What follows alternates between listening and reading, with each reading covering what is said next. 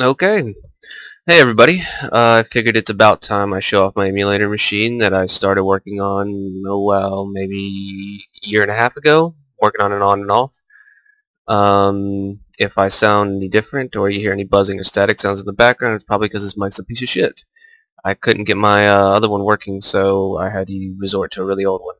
Anyway, I'm showing this on my desktop as opposed to actually on the emulator machine itself, mainly because there's no way that machine would be able to handle the recording software as well as Hyperspin on top of it. Plus, I plan on making a separate video actually showing off the machine and showing it running and all that, so that'll take care of that. Anyway, I figured I'll start here and let's go.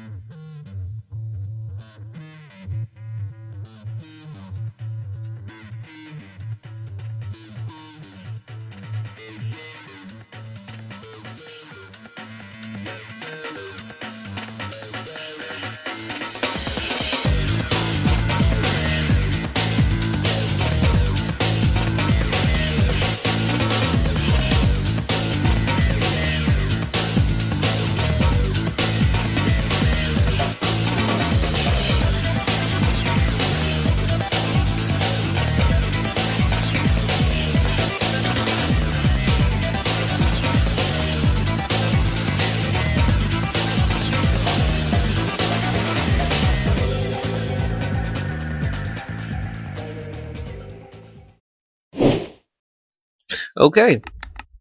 Well, as I'm sure you saw in the video, the Hyperspin logo. Hyperspin is actually the software that I use to configure all this. It is a UI software made for emulation machines and home theater PCs such as this. Great community and very helpful with building this. And before anyone asks the video, no, I didn't make that, or anyone else for that matter. Well, someone made it, for sure. But it was actually intro to some MTV video game award or whatever a few years back and repurposed for this. Anyway, so if I actually to the machine, I think if I recall off the top of my head, there's 17 consoles on here that I have right now, systems. Mostly Nintendo, Sega, the main ones. They're at least the ones I could think of off the top of my head. There's a lot of niche and non-popular systems that I could have added on here, but I decided less is more in this case. Plus I might add a few down the road, such as GameCube and Wii, and maybe eventually DS. As long as it has successful emulation and I played it at one point, I'd probably think about adding it. Anyway, I'm going to go through the system themes here. They're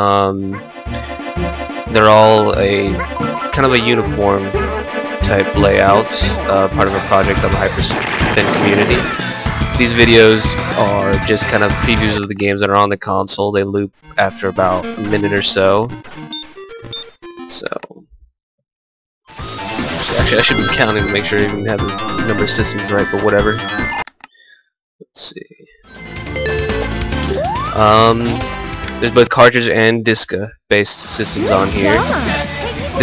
My current emulation machine, the actual home theater PC, isn't able to run Dreamcast, PlayStation, or N64 at the moment.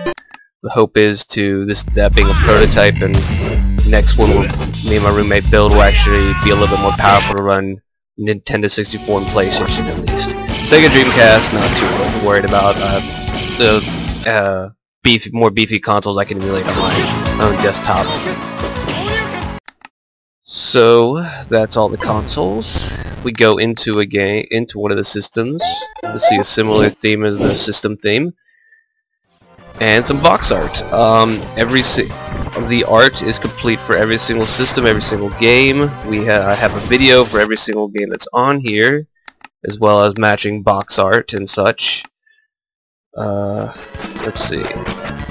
Number of games, I don't know off the top of my head. It's roughly, I'd say, at least over 1,000. I'll probably update the YouTube description with a full list at some point, or by the time you watch this even. So there's that. As far as when selecting the games, most of the layouts are the same. you go into each system, the only difference being the background and logo. So let's see if I would go to the Sega Genesis. Yeah, they're pretty much exactly the same, just different box art and such. Also, great game. Let's see. But yeah, I guess I'll go through and scroll through all the games real quick just to give a brief flash. Oh wow, picked up there. I doubt it'll be slow enough for you to read every single name, but might recognize a few logos here and there. MAME is actually an emulator, is for arcade cabinets, you know, like the ones you put quarters in and shit. So there's like things ranging from old school Gauntlet and shit like that, and newer stuff, say Marvel vs. Capcom. That is not exactly new, but you get my drift. There's also, where was it? I do also have a couple of gun shooters on, or yeah, shooter games on here, like with the, let's see, he like Jurassic Park here, with that actually uses an infrared gun. Those currently don't work mainly because I just didn't bother. I could set it up with the controller. Actually, I plan to set it up with the controller at one point. If I really wanted to, I could buy an old used IR gun and set it up, but it wouldn't work on modern television, seeing as you do a CRT, and I plan to use this for widescreen television. So, Atari, me and my roommate decided not to do all the Ataris, mainly just 2600, because this is the one that we both remember. There are quite a few of them, Atari consoles in the early days, the Atari 5200, 78, 780, stuff like that, or 7800 I mean. So this one I think was the most popular. It's basically the one that had the wood varnish and stuff like that on it. So let's see.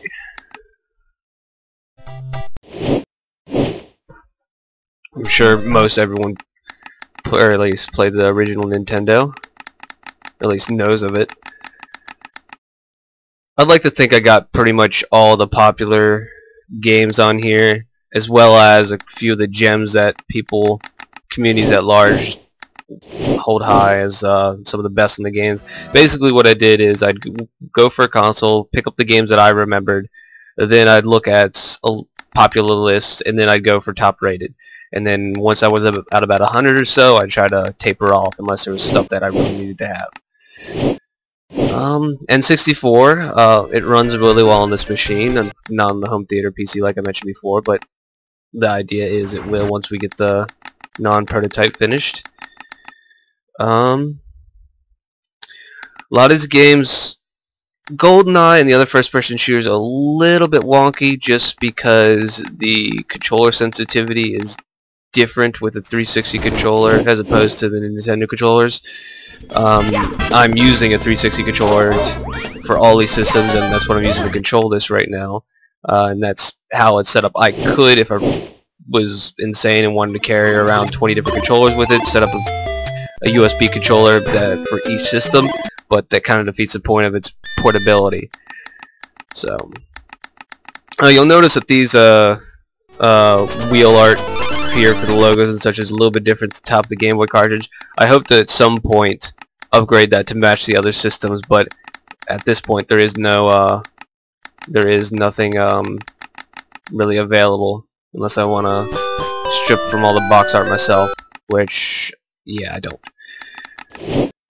Same thing for Game Boy Color with the wheel art. Again, that's something that will get updated eventually. Okay. I think Game Boy Advance should be back to the normal. Yeah, see, back to the normal wheel art.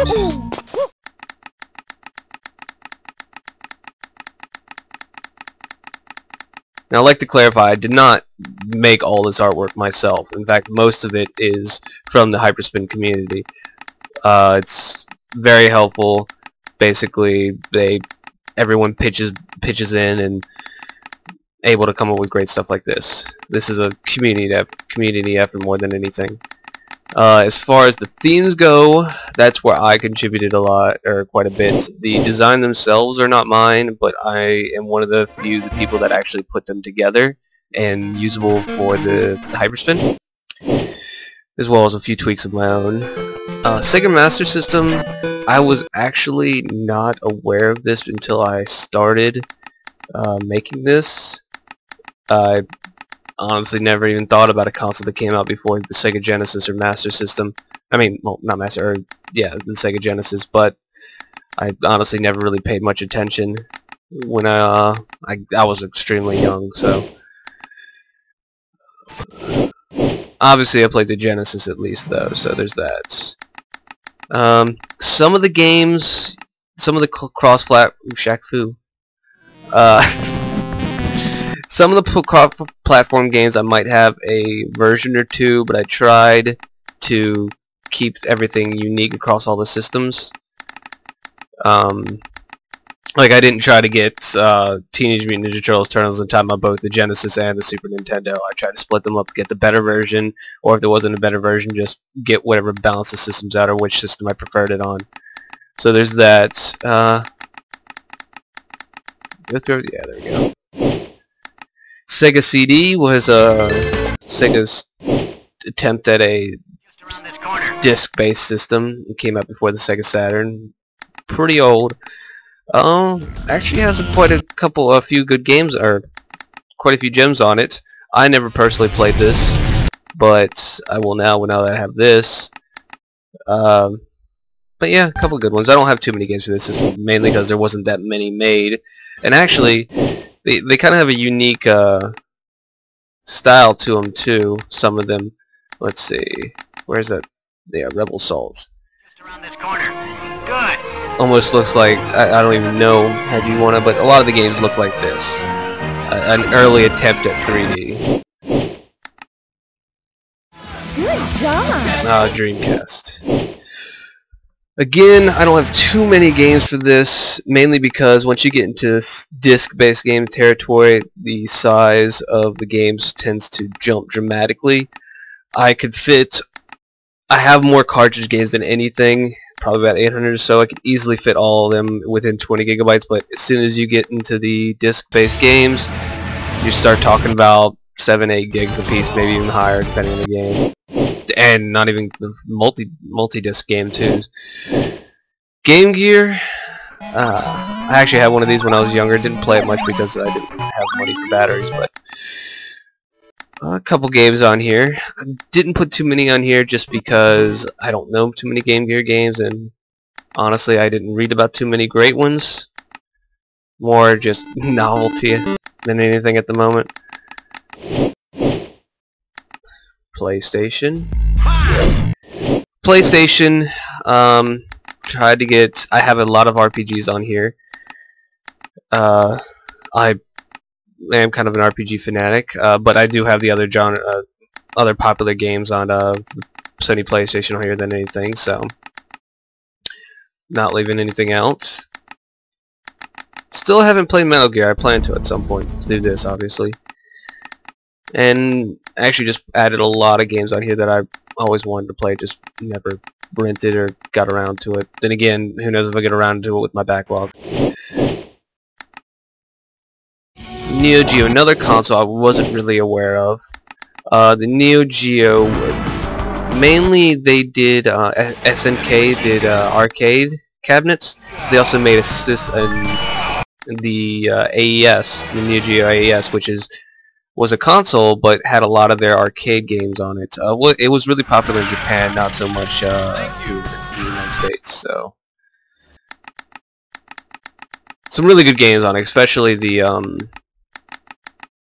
Metal Slug series. Really enjoyed the shoot 'em ups.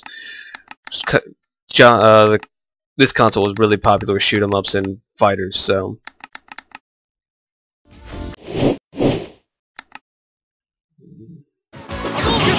Back to main. Actually, I definitely already showed this off.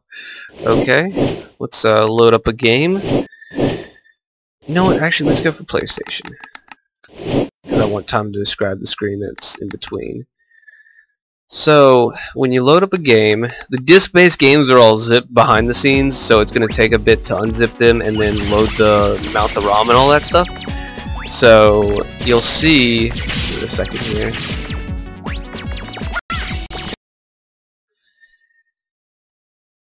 you see, oh, damn it. Okay, I'll get to select another game because apparently that one's already unzipped. Well, okay, well, I'll spend some time describing this. Basically, each system has a bezel, so to keep the original ratios of the systems. I tried doing full screen widescreen aspect ratio, but most of the games just looked wrong. Really, to do any of these old games justice, you do have to keep it in the original aspect ratio, especially when you get to the older, the 8-bit, 16-bit consoles like Nintendo, Super Nintendo, Sega Genesis. You really start to notice it. PlayStation, you could get away with it, but at this point, it's more of a give it the original feel as well as keep it uniform, consistent overlook of the thing. Eventually, I want to make it to where you press a button here, preferably the guide button, and the controller layout for each console will pop up, depending on which system you're in. But that is something for a later iteration or version of the system. Okay, let's go. Let's choose a different game. Now, I haven't tested all these out, so there could be a few corrupt ROMs here and there. Just don't have the time to test all that. Basically, my idea is to just test them as I find them, or fix them as I find them, type of plan. Here, this will work.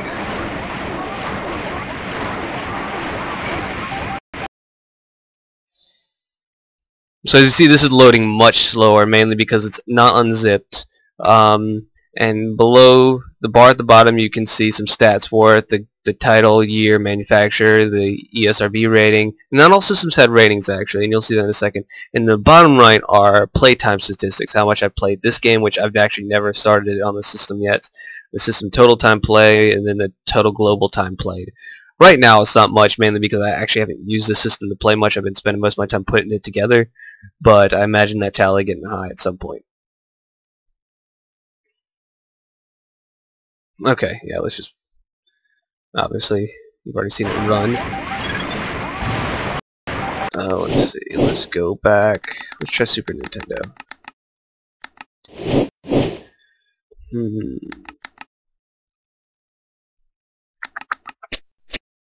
Oh, I could skip ahead. You could skip ahead games by... And also, if you, you can also go by letter. Each system has its own letter art as well. What am I looking for? Okay, that'll do. Super Mario All-Stars.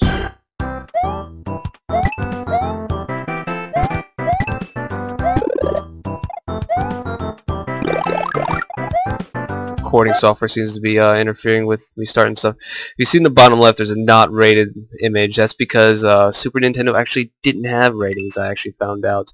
Wasn't aware of that until I actually started looking for them. Again, here you'll see a bevel or bezel. All the systems have one. Again, uniformity and originality, not originality, but original feel. Let's see how we can play this. I'd like to show the Sega systems off, but for whatever reason, the capture software I'm using likes to interfere with it, and my screen goes completely blank when exiting out of the Sega emulators. They definitely work outside of when the capture system's off, so there's something with the rendering here that's happening there. But anyway, for handhelds, did something a little bit different just because I could, instead of having a bevel, you actually see the handheld. This does come at the sacrifice of smaller play screen, but honestly, you go any bigger than this and the game starts to look very stretched. So, and this is done for all the handhelds. I'll show you Game Boy here.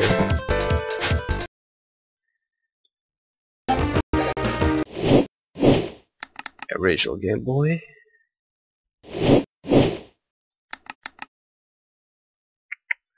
But yeah, every system has matching art. Everything's unique across the thing. Nothing reused. Nothing really unpolished here and there. Other than the wheel art's really the biggest thing, and I would like to get clear box art for the Game Boy and Game Boy Color, but that can all happen later. What am I looking for here? Pokemon.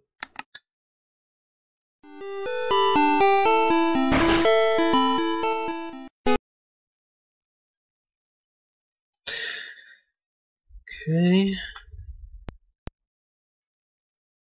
And there you go. Now, you'll actually see an additional bevel on here, and this is just for the Pokemon games for some reason, and this is probably a setting I need to tweak. The emulator for these ROMs in particular, actually might be the ROM now that I think about it, is playing it in the Game Boy Color mode, and if you played the original Pokemon on Game Boy Color, you would get this bevel. But here you can see the actual Game Boy screen embedded into the Game Boy right there. Let's see. Is there anything else?